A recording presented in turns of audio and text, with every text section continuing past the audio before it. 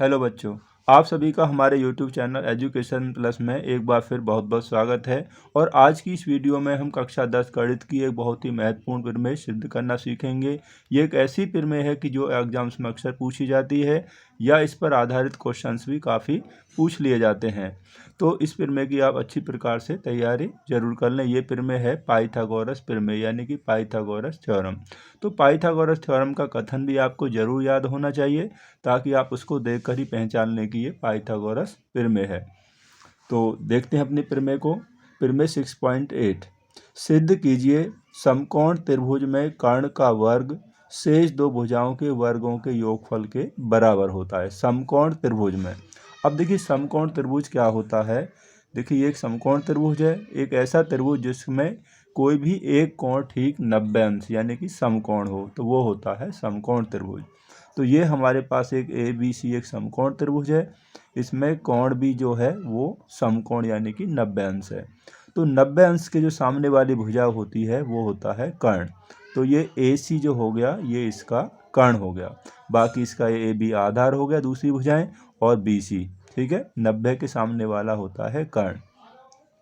अब हमें इसमें क्वेश्चन में क्या दिया हुआ है, प्रमेय में दिया है कि ABC एक समकोण त्रिभुज है जिसमें कोण भी 90 अंश है। अब हमें सिद्ध क्या करना है, हमें सिद्ध करना है कि समकोण त्रिभुज में कर्ण का वर्ग। अब 90 के सामने कर्ण हो गया हमारा AC, तो कर्ण का वर्ग बराबर है शेष दो भुजाओं के वर्गों के योगफल के। तो शेष दोनों भुजाएं कौन सी होगी, AB और BC, यानी इन AB का वर्ग प्लस BC का वर्ग इन दोनों के वर्गों के योगफल के बराबर है। अब हमें इसमें कुछ रचना करनी है। रचना क्या करेंगे, हम यहाँ से B से इस पर एक लंब डालेंगे, यानी कि कर्ण AC पर शीर्ष B से एक लंब BD हम यहाँ पर डाल देंगे। अब रचना में हमने क्या किया कि BD लंब AC खींचा, यानी कि BD लंब AC खींचा,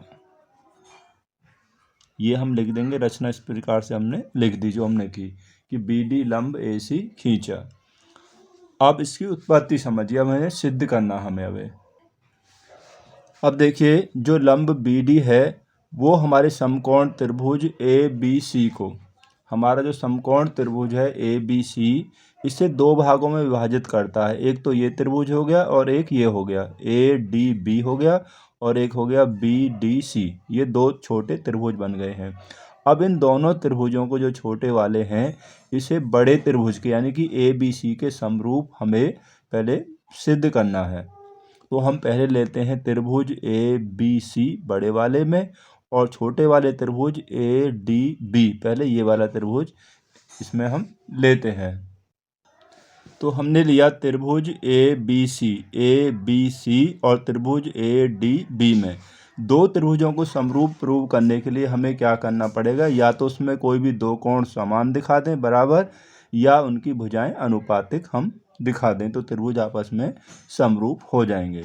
तो ABC में देखिए ABC ये वाला जो कोण B है वो 90 अंश का है, तो ये कोण ABC, तो कोण ABC बराबर होगा, इसमें ये लंब डाला गया है तो ये वाला जो कोण होगा ये 90 अंश होगा। लंब का मतलब होता है कि वो 90 अंश का कोण बनाता है। तो बराबर हो गया कोण ADB। जो कोण होता है वो हमेशा बीच में ही लिया जाता है। अब ये बराबर है, कारण लिख दीजिए,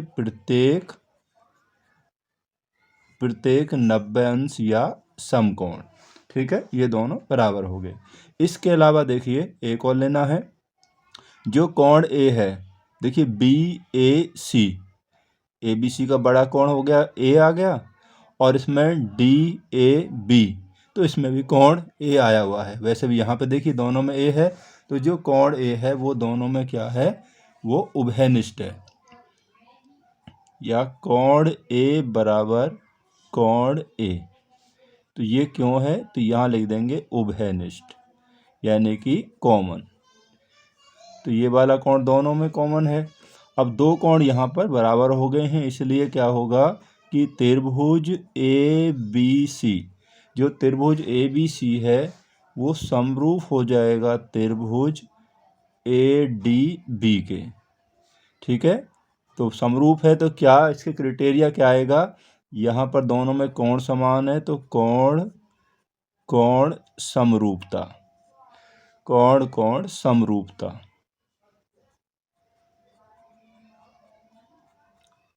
एंगल सिमिलरिटी। अब जो समरूप त्रिभुज होते हैं उनकी संगत भुजाएं क्या होती हैं, देखिए यहाँ हमने लिख दिया समरूपता। जो समरूप त्रिभुज होते हैं उनकी संगत भुजाएं क्या होती हैं, अनुपातिक होती हैं। तो देखिए इसको, चित्र को एक बार, तो त्रिभुज ए बी सी और त्रिभुज ए डी बी, इन दोनों को हम अलग अलग बना लेते हैं। देखिए यहाँ समझने के लिए कैसे कैसे भुजाएं लेनी है, देखिए यहाँ पर समझिए। इस भुजा के जो संगत भुजा होगी ये होगी ए बी, ठीक है, और ए बी अगर भुजा लेंगे तो ए बी के संगत होगी ये वाली भुजा, और आप बी सी लेंगे तो बी सी के संगत हो जाएगी आपकी बी डी हो जाएगी। अगर सपोज कीजिए मैं इसमें ले रहा हूँ तो मैंने लिया ए सी, तो ए सी बटे कौन सी आएगी, ए बी। ठीक है, ए सी के संगत ये होगी, बराबर संगत भुजा अनुपातिक होती है नहीं। तो अब हमने इसमें लिए ए बी, यहाँ पर हमने ले लिए ए बी, तो ये हो जाएगा ए बी बटे कौन सी आ जाएगी यहाँ पर, ए डी हो जाएगी। ठीक है, यही अनुपात हम यहाँ पर नीचे रख देंगे, या आप इसको ऐसे भी समझ सकते हैं। देखिए संगत भुजाएं कैसे रखनी, त्रिभुजों के नाम हो गए, तो हमने लिया ए सी, ए और सी पहला और तीसरा, तो ए सी तो पहला और तीसरा इसमें होगा ए बी। फिर हमने लिया इसमें बी सी यानी कि बाद के दोनों, तो बाद के दोनों यहाँ लिया हमने ए बी, सॉरी पहले दोनों लिए हैं। ठीक है, तो इसमें पहले दोनों हो जाएंगे ए डी। तो इस तरीक़ा से अनुपातिक भुजा आ जाएंगी, पहला तीसरा, तो यहाँ पहला और तीसरा, पहला दूसरा तो पहला और दूसरा, इस तरीक़ा से आ जाएंगी। अब यहाँ पर आप इनमें क्रॉस मल्टीप्लाई कर दीजिए, ए सी की ए सी इसमें मल्टीप्लाई करेंगे, देखिए तो ए बी की ए बी में होगी, तो ये हो जाएगा ए बी का स्क्वायर इक्वल टू, यह होगा A C into A D. ये होगा हमारा समीकरण, हम इसको 1 रख देंगे। ठीक है, समीकरण 1 हो गया। अब हम लेते हैं दूसरे वाले त्रिभुज में। ठीक है, पहले हमने ये छोटा वाला लिया है ए डी बी और ए बी सी लिया है, अब हम लेंगे ए बी सी और दूसरा त्रिभुज बी डी सी, इन दोनों में लेंगे हम। ठीक है, तो पुनः त्रिभुज ए बी सी और त्रिभुज बी डी सी में, देखिए यहाँ पर देखिए अपना चित्र दोबारा से देखेंगे, ए बी सी और त्रिभुज बी डी सी में, तो ये आपका कितना हो जाएगा, 90 अंश हो जाएगा। ए बी सी ये 90 अंश है हमारा, और त्रिभुज बी डी सी ये भी 90 अंश है। तो यहाँ पर हम लिख देंगे कोण ए बी सी बराबर है कोण बी डी सी के। क्यों बराबर हैं, कारण लिखेंगे प्रत्येक 90 अंश, यानी कि दोनों ही आपके समकोण हैं। इसके अलावा देखेंगे, और यहाँ पर देखिए सी जो है कोण सी, पहले ए बी सी में कोण सी आ गया, और बी डी सी में ये भी यहाँ पर कोण सी आ गया, यानी कि जो कोण सी है वो हमारा उभयनिष्ठ है, यानी कि दोनों में है। तो यहाँ पर हो जाएगा तथा कोण सी बराबर कोण सी, तो कारण हो गया उभयनिष्ठ यानी कि कॉमन, ये हो गया कॉमन। ठीक है, अब इसमें दो कोण बराबर हैं त्रिभुज ए बी सी और त्रिभुज बी डी सी में, तो दोनों त्रिभुज क्या हो जाएंगे, इसलिए त्रिभुज ए बी सी समरूप होगा त्रिभुज बी डी सी के। कारण आपका होगा कोण कोण समरूपता, क्योंकि दो कोण यहाँ पर हमने बराबर सिद्ध कर दिए हैं, तो कोण कोण समरूपता। अगर त्रिभुजों में दो कोण बराबर हैं तो आपस में वो क्या होंगे, समरूप होंगे, और समरूप त्रिभुजों की संगत भुजाएं क्या हो जाएंगी, अनुपातिक हो जाएंगी। तो अनुपातिक को दोबारा से समझने के लिए फिर से देखिए वही डायग्राम समझिए आप। पहले ए बी सी तो हमारा ये हो गया पहले से ही जो है, अब दूसरा जो हमने लिया है बी डी सी, तो यहाँ पर एक ही जगह आप बी रख दीजिए, ये हो गया बी डी, और यहाँ पे आ जाएगा आपका कौन सा, अब यहाँ पर सी हो जाएगा। ठीक है, बी डी सी हो गया। अब ये दोनों आपस में समरूप हैं, इसे रहने दीजिए। तो इनकी संगत भुजाएं अनुपात होंगी, तो इसकी संगत ये होगी और इसकी संगत भुजा ये होगी और इसकी बी सी की होगी ये वाली। तो अब हम इसे इस तरीक़ा से रख लेंगे। तो पहले देखिए, इसकी भुजा हमने ली ए सी, तो ए सी, तो इसकी कौन सी आएगी, ये आ जाएगी बी सी। ठीक है, ये होगी बी सी बराबर। अब हमें कौन सी लेनी है, ये लेते हैं बी सी। ठीक है, ये वाली ली बी सी, बी सी। तो बी सी की संगत कौन सी होगी, ये होगी आपकी सी डी, तो ये होगी सी डी। इसकी भुजा, फिर इसकी ये भुजा, इसकी ये लिए तो इसकी संगत ये हो जाएगी। तो इनको अब यहाँ पे आप लिख दीजिए जैसे हमने अभी समझा है। तो यहाँ पर हम लिख देंगे जो भी हमने किया है। अब यहाँ से आप क्रॉस मल्टीप्लाई कर दीजिए। ठीक है, इसमें थोड़ा सा टाइम लग रहा है, लेकिन मैं इसको अच्छी ढंग से समझा के चल रहा हूँ ताकि आप इसको दोबारा से कभी भूलें ही नहीं। क्रॉस मल्टीप्लाई करेंगे बी सी की बी सी में, तो ये हो जाएगा बी सी का स्क्वायर इक्वल टू इसकी इसमें हो जाएगा तो A C into C D.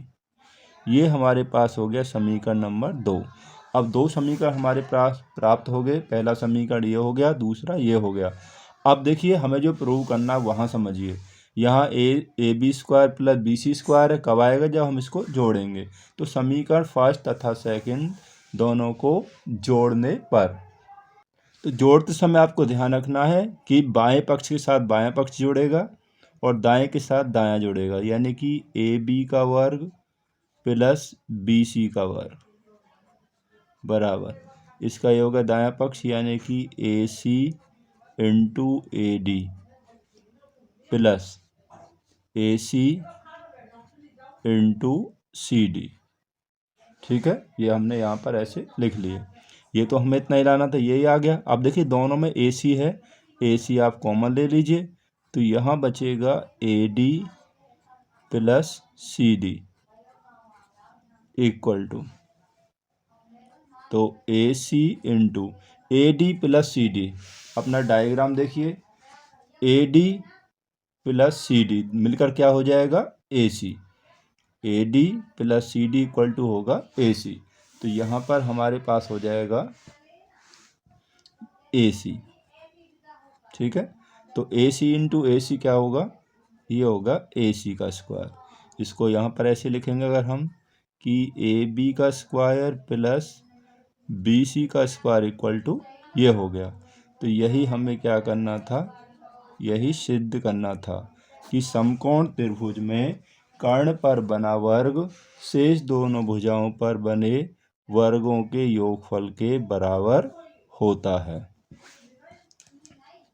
तो इस प्रमेय की तैयारी आप अच्छी प्रकार से कर लें, काफ़ी अच्छी प्रमेय है। और वीडियो आपको कैसी लगी हमें ज़रूर बताएं। Thanks for watching this video.